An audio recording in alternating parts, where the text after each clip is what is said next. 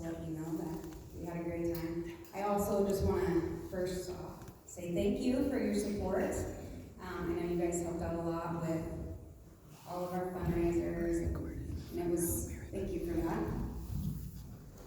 I'm going to talk about, we took the kids this year, instead of doing a VBS, we took the kids on a field trip. So we took the two older classes, we took the 7th grade and the 8th grade. This to me was huge just because a lot of these kids have never left the slums before, and so just seeing the joy and the awe and the excitement on their faces was just worth it, just to see that. We got to sit on the bus with them on the way there, and so the 7th grade we took to a zoo. They call it the animal refuge or animal place, so it was kind of like a zoo. They had lions and birds and other animals. One thing that was kind of fun was on the way there, we passed an airport and all the kids just started screaming, and we're all looking around going, what are they screaming about? And they see the planes, and they were just so excited about seeing the planes in an airport that they were screaming because they were so excited. And I was just like, oh, that just touched my heart, you know? And so they sang on the bus. What was great was when we got to sit next to them, they got to ask us questions. They got to talk to us.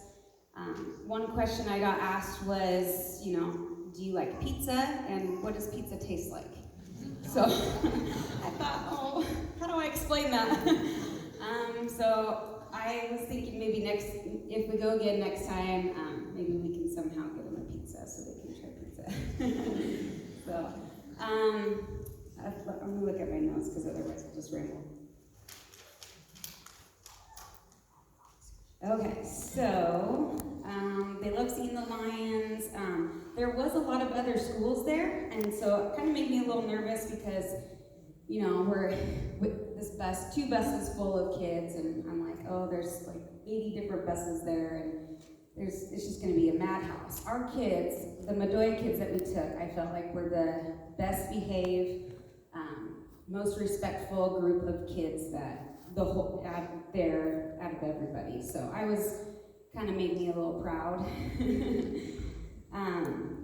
On the way home, they were singing. We did get to give them snacks, so their treats.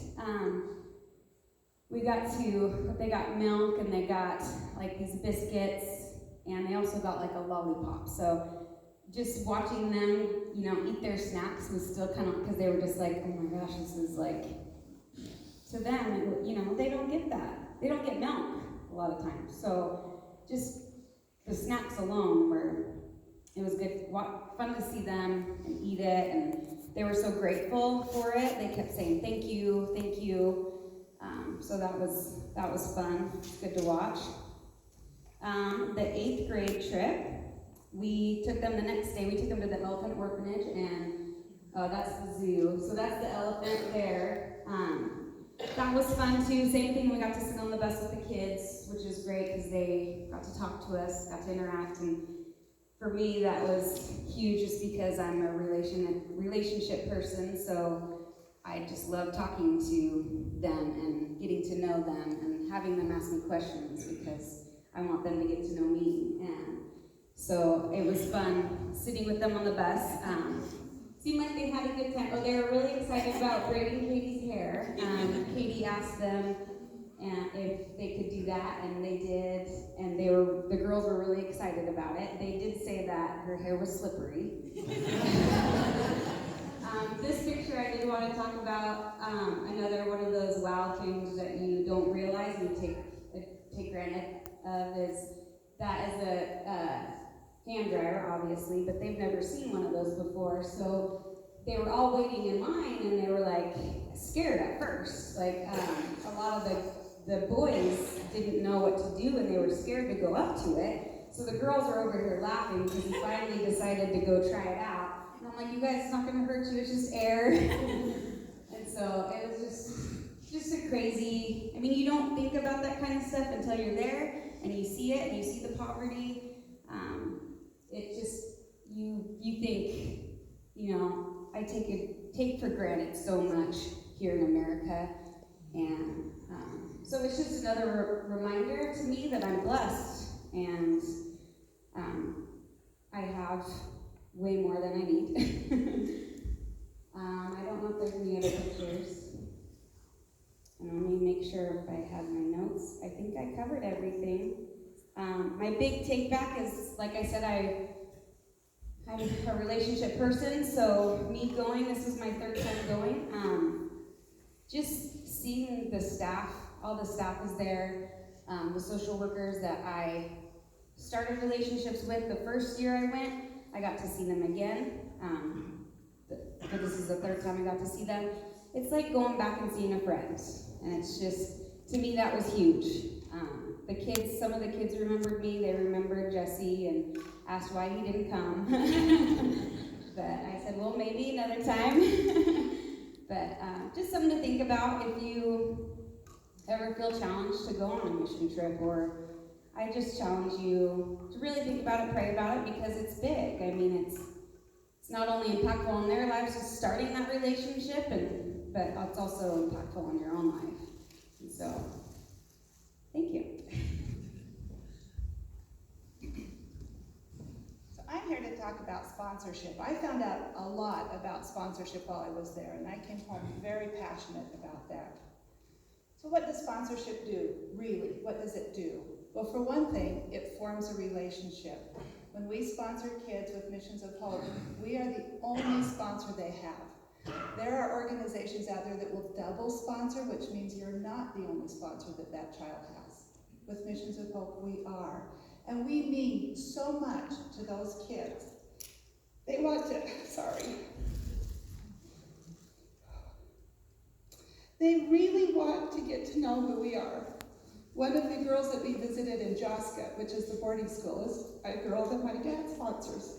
She wanted to know if he was there, and I said, no, he's 91, he couldn't make the trip. She was sad, I'm sorry. I showed her pictures from my childhood. She wanted to know if my brothers had come. No, my brothers didn't come. Why didn't they come? My daughter's here, let me get her. So I wanted to show the little video that I filmed of Eileen saying hello to my dad. I've missed you so much. I have not come, but I hope next time you'll come, okay? Okay. Yeah. So going to visit the kids also introduces us to their families. We got to ask very personal questions. Where's the father? What do you do? How do you earn money? What do you need us to pray for? Those are questions that we were uncomfortable. I was very uncomfortable the first time that the social worker said, no, you need to know. You need to know what the family situation is. There's family situations that aren't good. Clinton, one of the young men that my dad sponsors, he and his mother, his parents have separated. The accusation is that she has driven her husband away, and she lives in daily fear that her husband's family will come back and take her children away from her. So she doesn't dare leave the children alone for any length of time. You can show some of those slides of the kids and their families, maybe? This is us visiting in some of the homes so that we get to know these kids and the situations that they live in.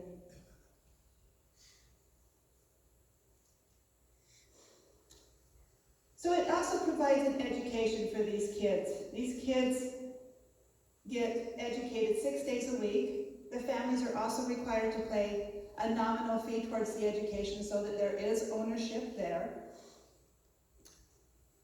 But sponsoring eases the burden off of the family so that they can afford to have their children educated. We also help sponsor the Medroya School as a church. And we have helped build a new school. We helped build that. Yay! This is so much better than the school they were in, which is like an old apartment building, and they had 2 buildings. We had to walk between them. And then there's a plaque. They gave us honor. Look at that. They love us. So they also get medical and dental care at no additional cost for the students. Well, where does our money go when we send money to these kids? Well, for the children that attend in Medroya School, They get a biblical-based education. The teachers are certified the same as the government teachers are. It's very rigorous, very well certified.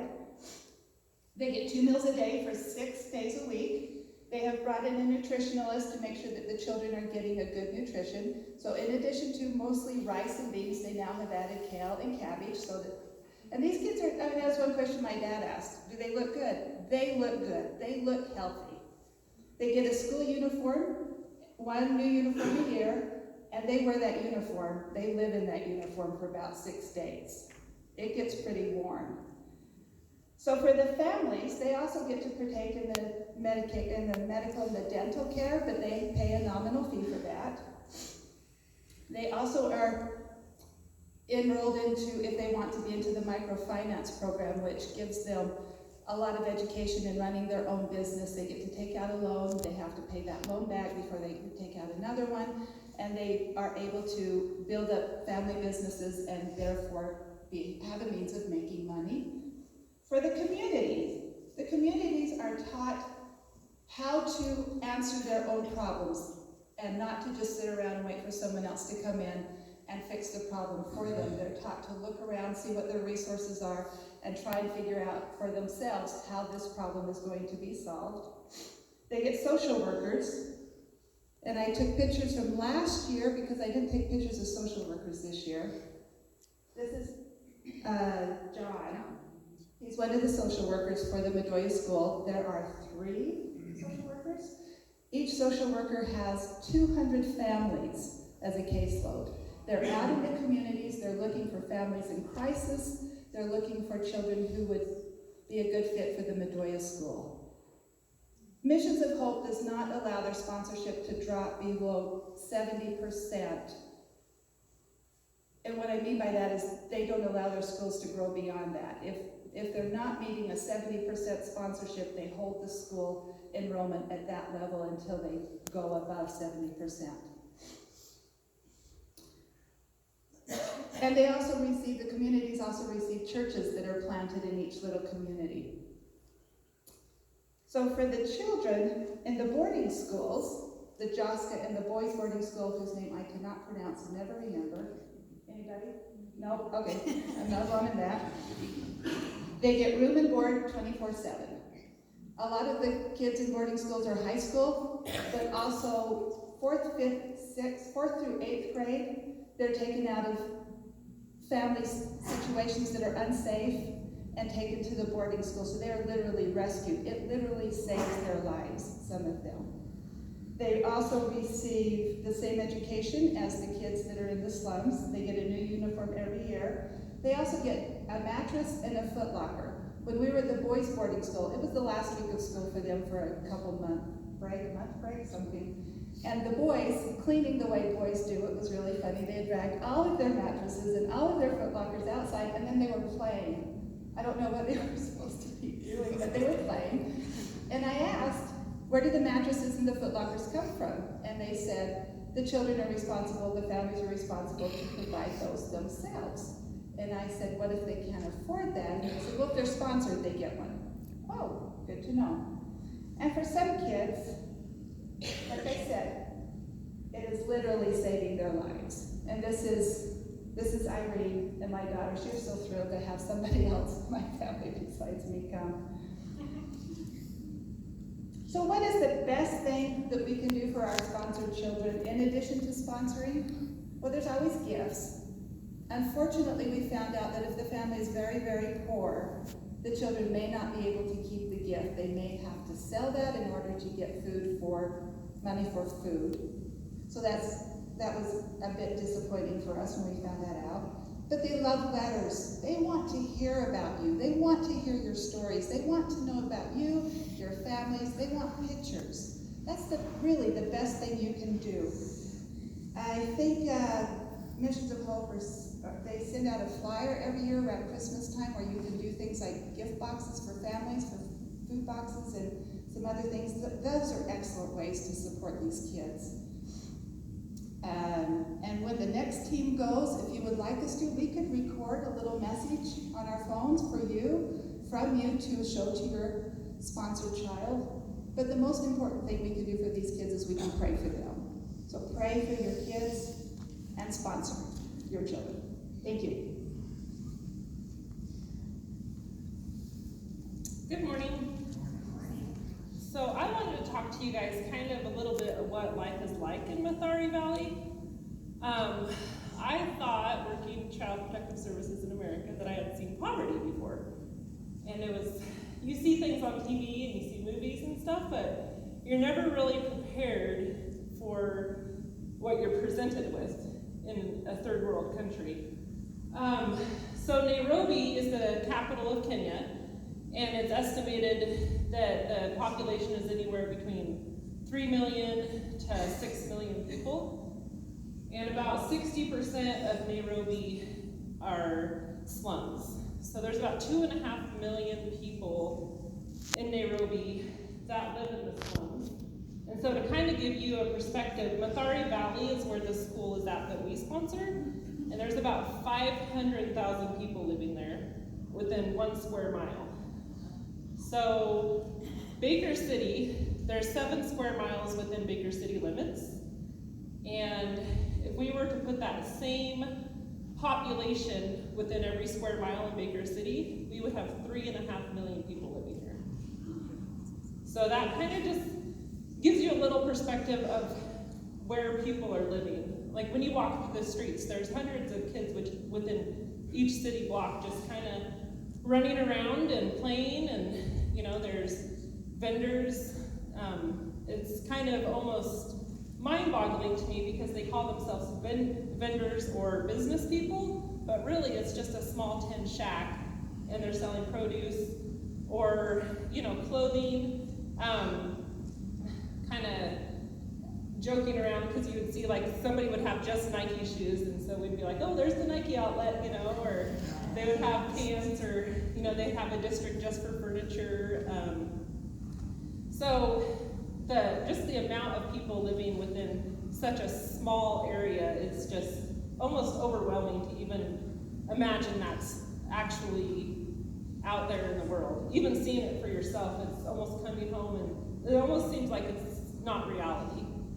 But in Mathari Valley and the rest of the slums in Nairobi, life is pretty grim. HIV and AIDS, about 40% of the population have either HIV or AIDS. Unemployment is about 50%.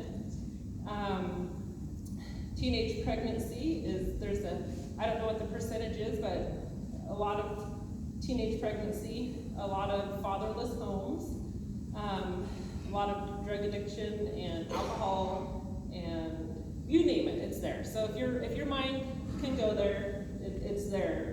And living in the slums it's very harsh, and it's also actually very expensive. So the government owns the land, most of the land in the slums, and you either have somebody that's the owner of the 10 by 10 or 12 by 12 shack where your family of 8 lives, and you pay either a landlord or slumlord rent every month, or sometimes the government actually owns those. And if you're delinquent, in 3 months you are evicted, and there's a huge homeless rate as well.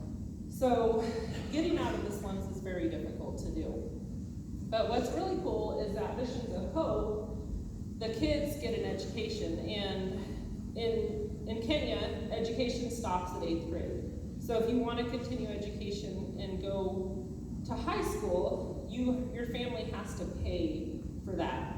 And so most of the kids that are living in the slums actually don't even get to go to elementary school. They're staying at home, taking care of their brothers and sisters, and helping provide, that $1 a day so that they can just survive and meet the basic needs of their family. But so it's really cool at Missions of Hope because not only they are getting an education, but they're also getting exposed to the gospel. And a lot of the kids accept Jesus and gain salvation, and then they also get to go home and they get to talk to their families about Jesus. And so there's a lot of parents that didn't know the Lord before their kids started going to Missions of Hope. and now they do. And so there's an incredible resiliency within the people that live in the slums. And it's amazing that the people that are Christians, they cling so tightly to their relationship with God because they have to survive. And so that's really cool. It's really encouraging. It's almost in a way, their relationship with the Lord is so rich, and their dependency on their community is so strong because they're surviving. And so it just really made me realize how, in a way, they're so impoverished and they have such a harsh life, but at the same time, they have such a richness to their life that when you don't have to survive, when we're going through the hardest times in our life, it usually means that's when we cling to the Lord the most. And so it's really neat to see that. In a lot of ways, they're very blessed and very rich, but yet at the same time, they're trying to survive every day just to meet the basic needs of their family. And so I have always had the question, and probably a lot of you guys have, is if God is so good and if God is so loving, then why is there so much suffering in the world? And I've read books and I've got answers from lots of people, and I don't ever have that, I've never had that answer satisfied. But what I can say is that God is good and He is faithful, and it's by faith that we believe that He is good and He is faithful. And so one of the things that the people in Kenya that are Christians have that the other people in the slums don't have is a relationship with Jesus. And so our life is so short.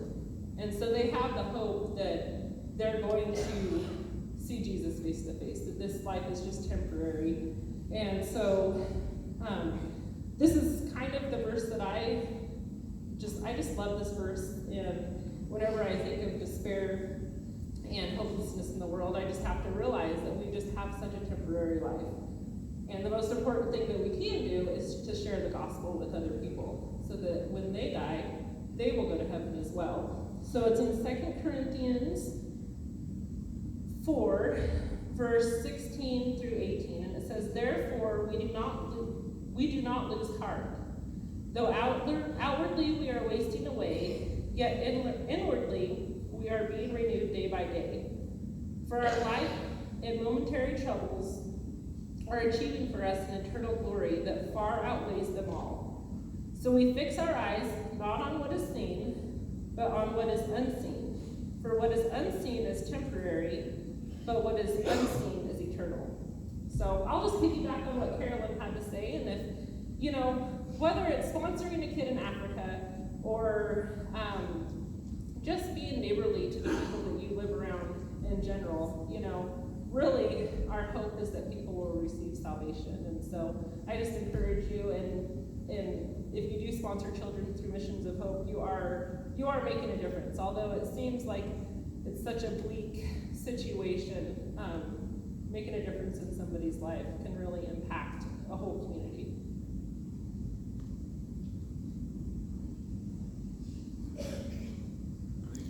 For me, after a while, I got tired of the complaining in America, and I was over there, and me complaining too, and just like that. There's no reason here to complain about anything, because we have everything we need, plus everything we want, plus everything we don't need and want.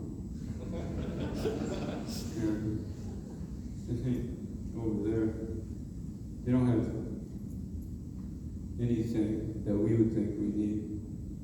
They have God, and that's all they need, and they're still happier than us, and we have everything more than them, and they're still more happier. I think that's what I learned over there. It's like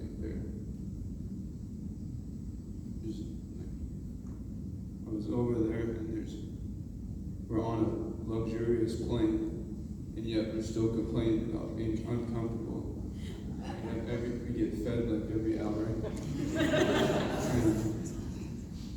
There's even the things that seem painful here that aren't that bad at all.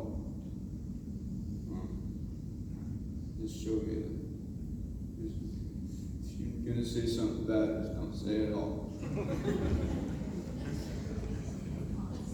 I have to tell the story about Ethan. It is so funny. We're at Jocelyn, we're at the girls' school, and if you can envision a huge auditorium, at least twice this big, packed full of teenage girls. They had us all come up on the stage and introduce ourselves and tell everybody what we did. We get to Ethan and he says, I'm Ethan, I'm a musician. They erupt, play something, play something, play something. So he goes over to the keyboard and he plays Amazing Grace, My Chains Are Gone. He gets to that chorus, My Chains Are Gone, and they just start screaming.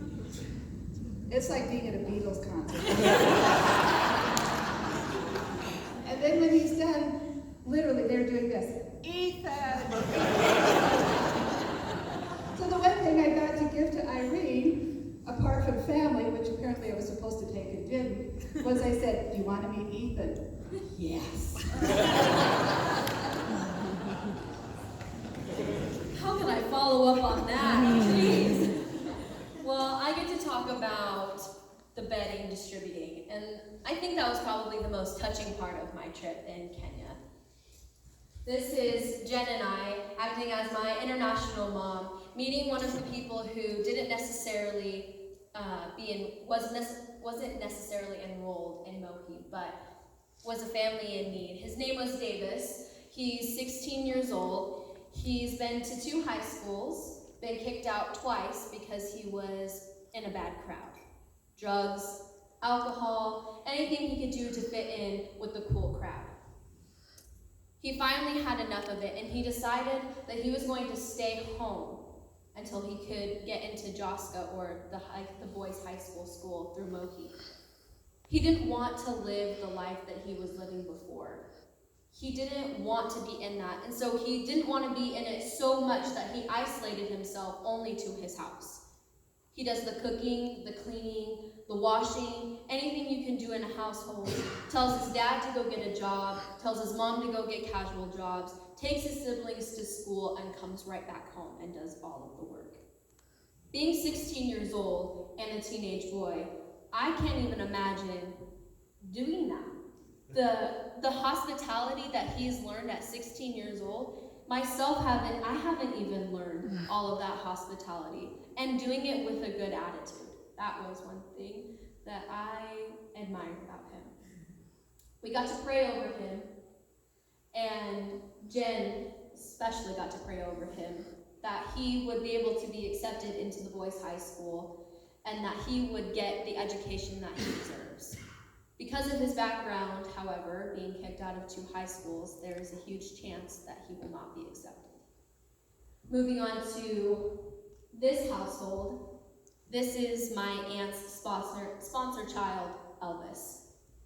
That is his oldest brother, mother, sister, myself, and Jen. I actually got to visit his house twice. First, to just meet his family, and second, to bless him with sheets and a blanket. The look on his face and his mother's face when I brought the blankets and the sheets out from behind my back was a face that I will never forget. Her eyes were wide, her smile was huge, and her thank yous were unstoppable. I can't thank God enough for giving me just that one house, but he got to bless me with 4. Getting to see their faces, the love and the joy of just receiving 1 pair of sheets and 1 blanket meant the world to me. There's something about it that just in their life, in their lowest of lows, we came on behalf of Jesus and showed them Jesus by just bringing them a few things. It was amazing to experience. And I can't wait to go back and do it all over again and see all of those people. Elvis was probably the sponsor child that I got to hang out with the most. And so being able to bless his family was even greater. God is good. All the time. And all the time? God is good. That's it. Again, God is good. And all the time? God is good. Amen. So our church partners with the school in Medoya. But our church also supports some long-term missionaries, Keith and Kathy Ham. They were here last September, and Keith got to preach for us. And it was just so fun. We got to spend a little bit of time with them back in the fall when they were here. But they were also in Kenya again, and we got to go visit them. So we were handing out bedding, like Dallas was saying, because it's winter in Nairobi. They're south of the equator, and there were a few days I was wearing my jacket, even though it was about 65 degrees in the day. It felt cold. But Ken and Kathy they worked in Turkana, which is the northernmost county of Kenya, for 9 years, and that's back up above the equator. So if you look at this map, it shows a really good picture where we were in Nairobi, and then we flew up north to Turkana. It was about an hour and 15-minute flight, and the equator's right in the middle of Kenya, so we got to cross that a few times during this trip. And it is hot up there. It is hot and humid. It had just rained, my goodness, but the lake is there as well. And it was really cool. Ken and Kathy were kind of our guides, taking us to where they had served and lived, their hometown, for 9 years. And we got to visit 2 more Mission of Hope schools while we were there. This is a school that they're building. I believe it's going to be a high school. I don't know if it's boys and girls or just one or the other, but they were currently building. And you can see Kathy is right kind of in the middle there above Amy with the beautiful white hair. She is such a sweet and funny spirit, but just so kind and also a great guide of what to do and not to do, how to be polite in Turkana. She and Keith both speak Turkana fluently, so it was really fun to, we'd all be using translators, and these use translators, and then suddenly they just start speaking Turkana instead of Swahili, and it blew everybody's minds. I think there's another picture. There we go. Keith's right in the middle. He wanted everyone to have hard hats, so they brought a few extra, and we got to feel like we were doing some hard work with the director. There, look at that tough guy. Yeah. So those are our long-term missionaries as a church that we support. I know a good percentage of our offering we give every Sunday goes to missions, and so these are included in there. After we went to the first school in Napu, the next day we drove quite a rocky road up even farther north to Kangeti, and that is the town, the village where Keith and Kathy lived for those 9 years. So the drive up there was incredible, just desert and trees and camels, and then every now and then grass huts. And each collection of huts is one family, they told us. And so this was one family, and it's a collection of grass huts. This one was actually back down in Napu. There's an older gentleman here named Raphael. He's 69 years old, which 65 is an average lifespan in Turkana, so he's a very old man, but he has 6 children. And there's other family members here, and more people just coming as we were visiting and talking with them. And Raphael, the way that the social workers met him is he was reading the Bible, and they heard that, and they're like, is he actually reading that? And they go and find out, yes, he's educated, he can read and write, and that's why education is really important for him, for his children. He's a broom maker, and so that's not a super well-to-do job, but it brings in some money while the wife takes care of the house, building the house, taking care of the children, and a few of his kids are in the Mohi school in Napu, Turkana. So I snuck this picture, they're very camera shy in the car, so it's not a very good one, but that's where they live. Super fun to see that. One house had a chicken in it, that scared me, that was funny. And then later we went up to Kanangeti, and each time we visited the school, they greeted us with singing and dancing and poems and speeches and plays. The kids were very impressive and very kind, and I wish we could have spent more time with them. That's why I loved what Jen spoke about earlier, the field trips that we had with Madoya, because we didn't get that kind of time in Turkana. But we got time with Keith and Kathy. This is Jen and Kathy holding some little kids during one of the songs, and you could just see the laughter on Kathy's face. She was having a blast, and it was so good for her and Keith both, because they lived there 9 years. They knew these people really well. And on the second day, we got to go have a goat roast. You should ask us some stories about that later. But these are Keith and Kathy's daughter's best friends. Their oldest daughter and their younger daughter's best friends, respectively. And the younger daughter's best friend already has 4 children of her own. But they hadn't seen each other in years, so it was really cool that they not only took us to Turkana, but we got to witness their reunion. There was hugs and tears, and it was a beautiful thing. They're doing some incredible work. It's beautiful to see God's people loving God's people and just being reunited in that time. I don't remember what other pictures that we have on here. Oh, there's our team. There's our whole Baker City Christian Church team, the Bakers, as they called us. They called us some other things too. But we have Keith and Kathy are kind of in the background there with us, and it was so good just to be with them, to spend time with them. And that second day after the goat roast, we had a prayer service under the stars. We sang some worship songs. and we got to pray and had several words of encouragement spoken. We had a translator there with us, and then he did his sermon in Turkana, so the translator had to translate for us into English, which was awesome. But the church in Turkana says greetings, hello, God bless you, and thank you for sending a few of yourselves to come and visit, because they love visitors, and it was just so cool to be with them. I know there's a lot of, it just reminds me of a lot of the epistles, you know, kind of at the beginning or the end, we kind of skip over the greetings from Paul and Timothy and Silas and so on and so forth, and then at the end, you know, the church and wherever and this long, they send their greetings. We kind of skip those parts, but I think during this trip we got to live that. So thank you for supporting our fundraisers, getting us tickets so that a few of us could go and visit our church family in Kenya, in Turkana, and Nairobi, and to come back and say greetings from God's people in Turkana, greetings from God's people in Madoya. They said thank you, God bless you, and next time bring even more people. So we'll be looking forward to the next time we get to go and hoping just whoever God wants to take with us, that will send with us. But we just thank you, and yeah, it's so cool to get to bring greetings back and forth that way. So let's pray, and then we'll sing a few more songs before we're dismissed. Would you bow your heads with me? Father God, you are good. And when we say that, we mean it, that you are good all the time. And you are a big God. You are Lord of all creation. You are Lord over every country and kingdom. And even though these kingdoms come and go and are so fleeting, you are eternal. So thank you for letting us be your children, letting us be a part of your eternal kingdom, and letting us work and love people so that they can know you as well. Jesus said that is eternal life, that they know you in Jesus whom you have sent. We're thankful that we get the chance to gather each week and worship together, to see each other. But God, thank you that there are people who love you all over this world. So thank you for the chance we had to visit your people in Kenya, and for the chance to be brought home safely again. And we know you are taking us to our eternal home safely. We can't wait to be with you in eternity, and so help us live to the best of our ability to bring you glory here on earth.